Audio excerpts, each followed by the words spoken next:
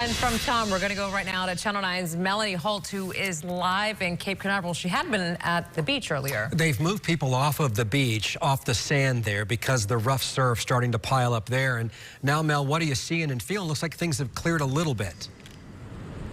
It's cleared a little bit for the moment, but even as I speak to you, the rain is starting up again. We're seeing one of those bands move through. We're here at Cape Canaveral now. You know, technically all of the beaches here in Brevard County are closed at this time, but you still see a few folks here and there, obviously on the beaches. And as I said last time we saw you, that's something they're really trying to discourage right now. We know that those hurricane force winds will be off over the ocean, but obviously still concerns here of that storm surge. We're still going to see those tropical force winds here, those gusts, as well as a lot of beach erosion, which we're already seeing signs of here right now.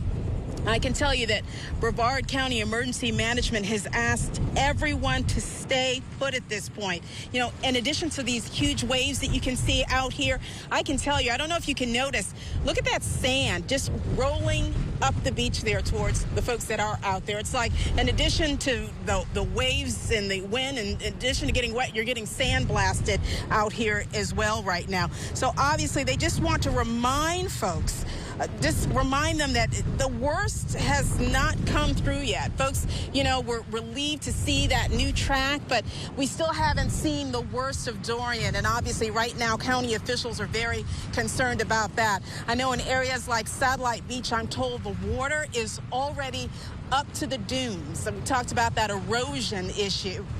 Obviously a concern for safety as well.